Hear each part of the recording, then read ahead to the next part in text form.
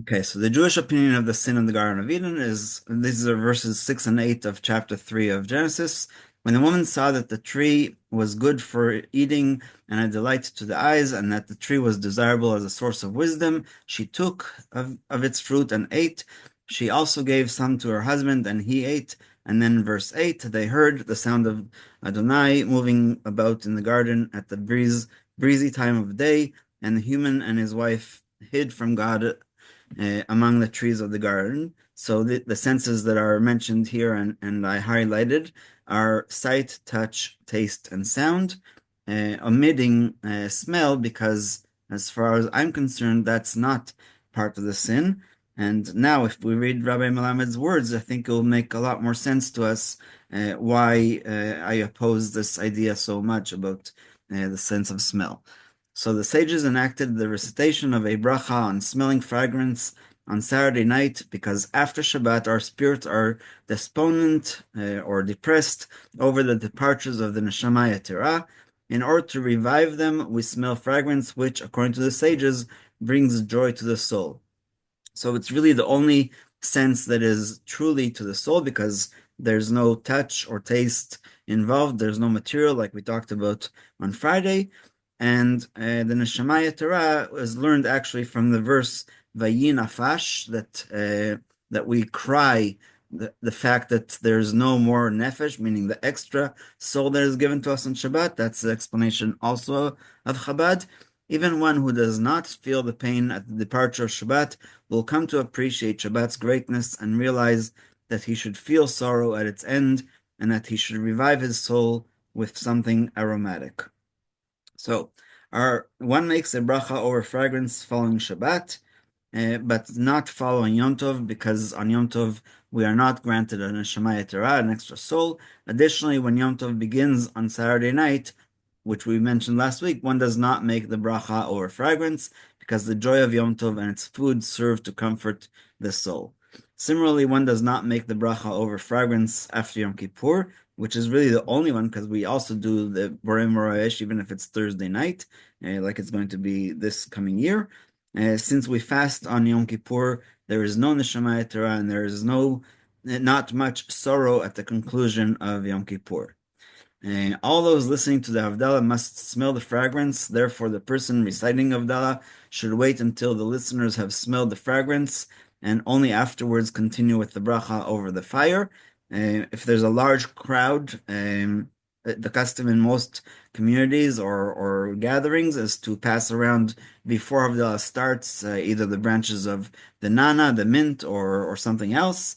If the person making Havdalah continues to the next bracha before some listeners have a chance to smell the fragrance, they should listen to the next brachot and smell the fragrance afterward, and not make a hefsek.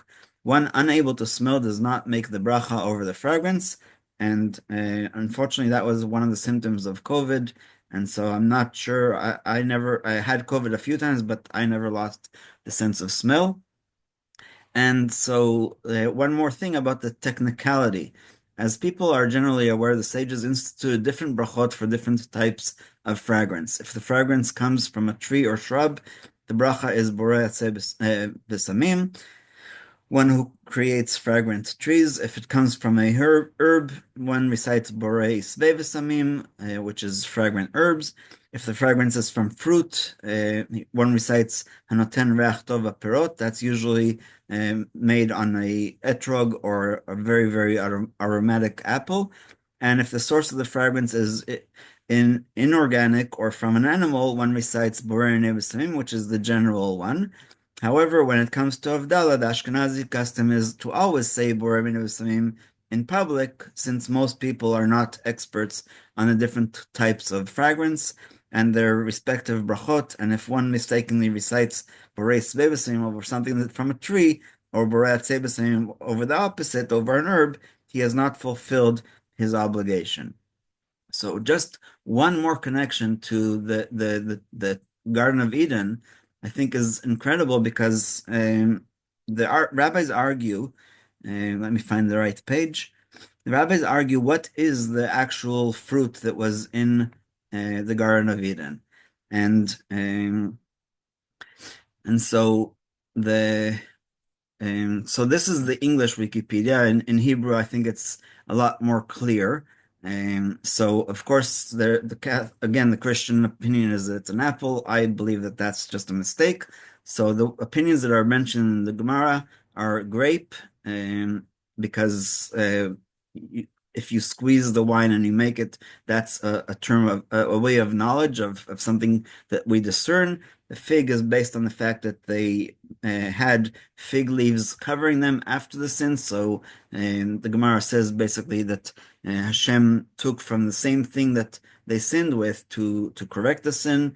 The third opinion is pomegranate, and the fourth opinion in the Gemara is wheat, because a baby does not know how to call its mother and father until it tastes the taste of grain. So I don't know if today that is physically correct or not, but the other thing that they said about wheat or grain is that the baby um, is, it's a different kind of excrement, and so that was basically what they said about that.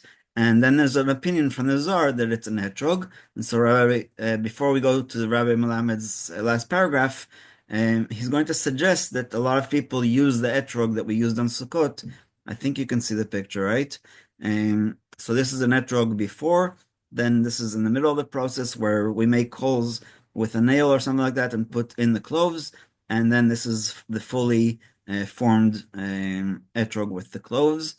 So we'll end with that, because that's, I think, the most beautiful minhag to have for b'samim. And of course, again, we do borei minei b'samim, even though it's an etrog, because the mixture of the cloves um, is different, a different blessing. The Sephardic custom, in contrast, is to recite the bracha appropriate for the specific type of fragrance.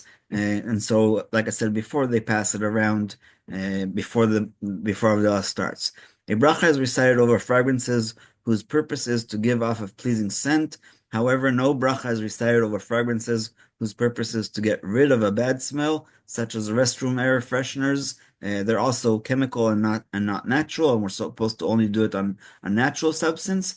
Regarding synthetic fragrances, some say that no bracha is recited.